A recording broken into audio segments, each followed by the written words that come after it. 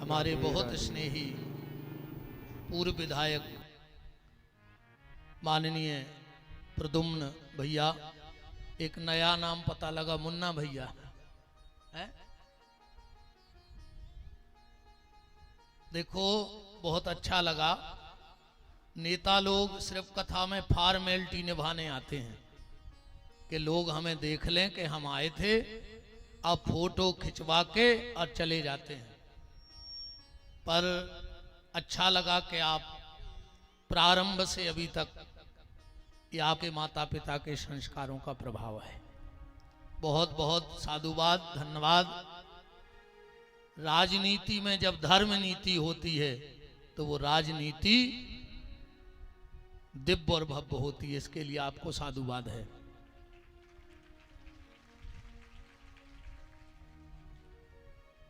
जिला सदस्य जी, मंडल अध्यक्ष जी, बड़ा मलहरा से नगर पालिका अध्यक्ष महोदया और जितने भी सब भगत विराजे हैं, सबका बहुत बहुत मान भगवान भोलेनाथ की कथा में है। सर्वप्रथम मैं कथा को प्रारंभ करूं, एक निवेदन कर दूं, जितने लोग सिर पे तौलिया, टोपी, पगड़ी लगाए हो निकाल दो। इसलिए निकाल दो, इसी से महापुराण में लिखा है, अध्याय नंबर 6 श्लोक नंबर 43।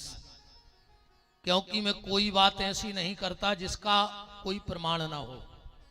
शिव महापुराण के अध्याय नंबर 6 श्लोक नंबर 43 में आया है कि जो शिव की पूजा, शिव की आराधना और शिव की कथा सिर पे पगड़ी बांध के करता है, उसकी संतान उसके कुल को कलंक लगाने वाली हो जाती है, उसकी संतान गलत रास्ते पे चली जाती है। इसलिए अभी हम देख रहे थे आरती में भी लोग रुमाल डाल रहे थे। ये हमारे सनातन धर्म में कहीं नहीं लिखा। मैं चैलेंज से कह सकता हूं ये बात, कोई एक व्यक्ति मुझे किसी शास्त्र में लिखा बता दे कि सिर पे पगड़ी, तौलिया, रुमाल डाल के पूजा करनी चाहिए। और मैं 7 दिन रुका हूं यहीं, अगर कोई प्रमाण दे दे तो उसको भी चैलेंज है। क्योंकि हमारे यहां हम समझ गए, वो नहीं है। हम शिखा बांध के पूजा करने वाले हैं। हमारे यहां जब भी पूजा होती है तो पंडित जी सबसे पहले आचमन और आचमन के बाद शिखा बंधन करवाते हैं। हम लोग टोपी वाले नहीं हैं, पगड़ी वाले नहीं हैं। इस चीज का विशेष ध्यान रखना। आज के बाद कभी शिव जी को जल चढ़ाओ, और देवता तो फिर भी नाराज नहीं होंगे, पर भगवान शिव की पूजा में कभी भी सिर पे वस्त्र नहीं होना चाहिए, कथा में भी नहीं। पर यह नियम माताओं के लिए नहीं है, वरना कल से कहो के जय हो। अच्छी कथा भाई, पूर्व महाराजगंज के अच्छे महाराज आए हैं, वे तो वैसा ही सिर नहीं ढाको चाहत आज की माताएं। बोलो, माताओं को 4 जगह कभी खाली सिर नहीं जाना चाहिए। ये शास्त्र और पुराण कहता है 4 जगह माताएं कभी खाली सिर ना जाएं, चाहे बेटी मायके में क्यों ना हो। सबसे पहला, जिसके घर में मरग मौत हुई हो, अगर बेटी उसके घर में बैठने जा रही है मायके में भी, तो उसको सिर पे पल्लू ले लेना चाहिए, वरना उसके पति को जीवन में भयंकर मुसीबतों का सामना करना पड़ता है। जिसके घर में सोर सूतक हो, बाल गोपाल हुए हो, 10 दिन तक अगर बेटी मायके में भी रहे तो सिर पे पल्ला डाल के रहे, वरना उसकी संतान को भयंकर कष्ट भोगना पड़ेगा जीवन में। जिस गुरु से तुमने शरणागति ली हो, दीक्षा ली हो, और अगर वो गुरुदेव तुम्हारे सामने आ जाएं तो सिर पे पल्ला ले लेना चाहिए। और भगवान की कथा में और भगवान के मंदिर में कभी सुहागन नारी बिना सिर पे कपड़ा डाले न जाए। अब इनो ढाक ले शर्म लग रही हो तो आज पहलो दिन है सो हम छोड़ दे हैं। कुलरिया तो डॉक्टर साहब तुमने पटकाई लाई हमें बुला के, शायद ही है आज जितनी भीड़ आती है में से आधे नहीं आ रहे कल। कैसे अपन सीधी बोलता ही न कहा है, सब जानत हो।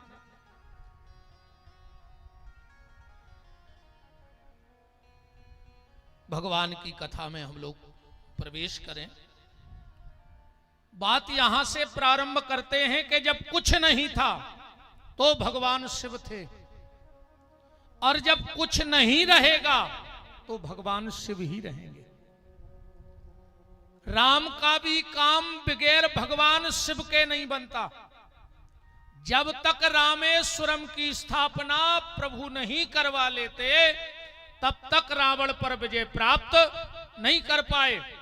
भगवान कृष्ण का भी काम नहीं बना जब तक, कब तक? जब तक वृंदावन में गोपेश्वर महादेव नहीं बिठा लिए तब तक कंस को नहीं जीत पाए।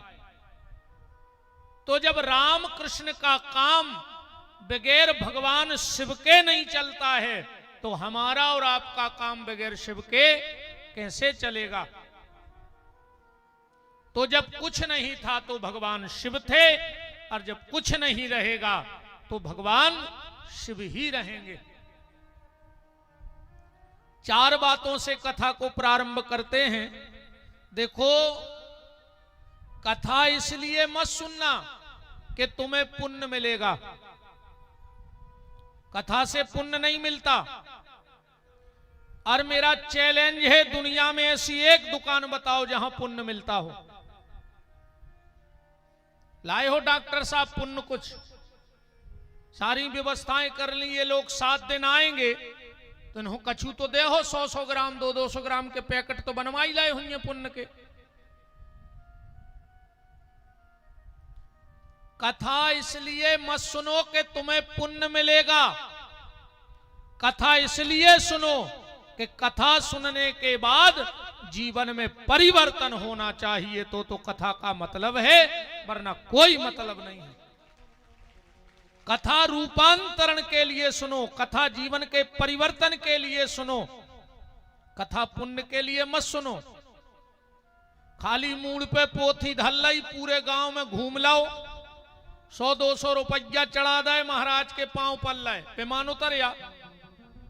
और तुम्हें एक दिन आके मूड पे पोथी धरे में अगर विमान उतर रहा हो तो हमें तो 24 सालें हो गई लाए फिर रहे। हम तो महाराजगंज में होते ही नहीं, हम तो तहीं बैठे होते। 24 साल से लाए फिर रहे हम। इसका एक नाम है पुस्तक। ग्रंथ तो है ही, पर पुस्तक है कि नहीं है? इसका एक नाम है पुस्तक। ये कभी नहीं जाती उस तक। 24 साल से हम हीरे लगा हैं, जय उड़ के चली जाती भगवान के। चलो हम पापी हुन्ने, हमने जा पे, पर जी में तो सब लिखो, जय चली जाती उड़ के उते तक। इसका नाम है पुस्तक। ये कभी नहीं जाती उस तक। पर इंग्लिश में पुश कहते हैं धक्के को। बड़ी बड़ी होटलों में जो गेट लगे रहे तो में लिखो रहे थे पुश। पुश माने धक्का। तो ये पुस्तक उस तक तो नहीं जाती, पर उस तक जाने के लिए तुम्हें धक्का जरूर देती है। इसमें जो लिखा है अगर वो तुम मान गए तो उस तक पहुंच जाओगे। उस तक पहुंच जाओगे, ये गारंटी है। अपन कथा एक हो नहीं सुने कि हमें बदलने हैं। आधे से ज्यादा कथा सुनत है निपटावे। कछु हमें निपटावे आ हैं, जिन्हें यूट्यूब पे सुन ली हुई है। आधे से ज्यादा हमें निपटावे आ हैं, आधे से ज्यादा जजमानों निपटावे आ हैं। ईमानदारी बताओ, अपन कथा में जा सुका के जा कहने लगे यार तन्ना उते से कार्ड आओ है, आज उनको निपटा दें। उन्हों कथा था से कुछ नहीं लेने के का हो रहा का नहीं हो रहा, का महाराज ने कही और का नहीं कही। ऐसा ही है, कछु महाराज को निपटावे हैं, कछु यजमान को निपटावे हैं। कथा निपटाने के लिए नहीं है, कथा तो जो हम में बुराई है उससे निपटने के लिए है कि वो बुराई हमारी छूट जाए। अन्ना फिर कितना कथा सुनत रहो, एक बात से समझियो, ऐसे भजन से भी कछु नहीं होए। दिन भर जय श्री राम जय श्री राम, और दिन डूबो सो 250 ग्राम। अब का कर लें जय श्री राम बताओ। हरे राम हरे और घर में मुर्गा दारू धरे, अब का करें हरे राम हरे। ऐसे भजन से कछु नहीं होने। आज का भजन प्रदर्शन है, आज का भजन आत्मदर्शन होना चाहिए। भजन का मतलब है आत्मदर्शन, और आज भजन है प्रदर्शन। और प्रदर्शन के भजन से वो परमात्मा रीझने वाला नहीं है। भगवान तो मन शुद्धि के पे रीझवे वारो है, न भगवान जात पात में रीझे। बहुत बड़ी जात में भाई कौठाड़े मुर्गा पटा रहे हो, कलारी की सिसियां नहीं बच रही, बहुत बड़ी जात के बने। का हुई है तुम्हारी जात को? भगवान के घर में तुम्हारी जात का हिसाब नहीं होगा, वहां कोई आधार कार्ड नहीं चलेगा, वहां कोई सरकारी कागज किसी का सोर्स नहीं चलेगा। भगवान के घर में सिर्फ तुम्हारे कर्मों का हिसाब होगा कि तुम किस जाति में गए और तुमने कर्म कौन से करे। धुंधकारी जैसे महाराज हो गए तो तुमसे अच्छे तो फिर बहुत छोटी जाति में जन्म लेने वाले वो संत श्री रैदास जी वंदनीय हैं, जिसके कठोते में गंगा प्रकट हो गई थी। प्यारे, विशेष भगवान सिर्फ मन शुद्धि पे रीझता है। आजकल खूब भजन हो रहा हो, खूब मंदिर जा रहे, खूब शंकर जी को ले आ रहे। अबे पूरी दुनिया खंगी साहुन भर, बिल्कुल माटी नहीं बचने खेतों में। घर की मताई खून के असुगा रो रही, और तुम कहां बड़ी यात्रा धरे फिर रहे। बाप से बेर बांधे, शंकर जी पे 3 फुट की बेलपत्री चढ़ी, उनकी सांस नहीं कड़ रही।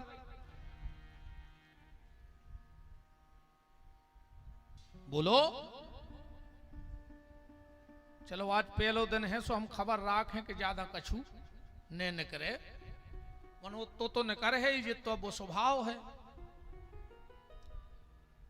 देखो, भगवान मन शुद्धि पे रीझता है। एक बात बताओ, जितनी भी मंदिरों में मूर्तियां बनी हैं वो किसने बनाई हैं?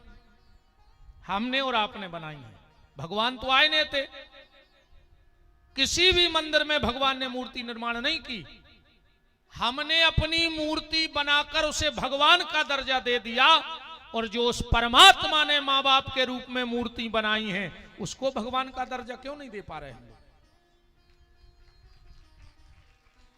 हम भगवान की मूर्ति को तो पूज रहे, पर भगवान की बनाई मूर्ति से हमें दिक्कत है। कितना भजन कर ले, अगर मन शुद्ध नहीं है। और भगवान ने सबसे पहली शर्त का रखी, मोह कपट, कपट भन्न करो भगवान से। और आज की हालत ऐसी है, एक गांव था, एक ही कुआं खोदो, तो बहुत ध्यान से सुनियो बात हमारी। एक पूरे गांव में एक ही कुआं था, और पूरे गांव के पानी पियते हो कुआं से। दूसरों को साधन ही नहीं हतो गांव में पानी को। एक बार 4 कुत्ता लड़े और वे जाके कुआं में गिर पड़े। चार ही मर गए, सड़ गए। अब पानी बसावे, गांव के लोग बड़े परेशान कि अब क्या करें। तो जो बड़े बड़े संपन्न लोग थे वे तो अगल बगल के गांव से टैंकर एंकर ले आए, अब गरीब का करें। तो सबने एक दिन बैठक करी के को कछु उपाय तो हुई है। तो एक जंगल में महात्मा जी रहते थे, उनके पास गए, बोले महाराज जी कुआं में कुत्ता गिर गए, हमारे क्या करें। महाराज जी बोले कोई दिक्कत नहीं, एक काम करो, कुआं को खाली करो, उसमें एक टैंकर नर्मदा जल डालो, थोड़ो सो गंगा जल डालो, 11 गोमती चक्र डाल दो, तुलसी के पत्ते डाल दो, 11 कन्याओं के चरण धोके वो जल डाल दो, सालक राम जी के स्नान का जल डाल दो, और तुम लोग वो पानी पी सकते हो। गांव के लोग आए, कुआं खाली किया, जो जो महाराज जी ने बताओ तो वो सब करो महाराज जी ने, गांव के लोगों ने। 3 दिन बाद गांव के फिर पहुंचे, बोले महाराज जी आपने जितनी कही थी हम ने डबल करो, पर वो कुआं में से पानी की बास नहीं जा रही। महाराज जी बोले कारे वे कुत्ता निकारे थे कि नहीं। बोले बे नहीं निकारे, तुमने कही नहीं हत। वो कुआं है ये मन, ये में खूब तुलसी जल जा रहा हो, नर्मदा जल जा रहा हो, सब पूजा पाठ हो रही, पर भीतर जो काम क्रोध और लोभ मोह के 4 कुत्ते हैं वो हम नहीं निकाल पा रहे हैं। और जब तक वो नहीं निकलेंगे तुम कुछ भी करते रहो, कुछ नहीं होने वाला। क्योंकि भगवान तुम्हारे छलावे में, हम तुम्हें छल सकते हैं, तुम हमें छल सकते हो, पर ईश्वर को नहीं छला जा सकता।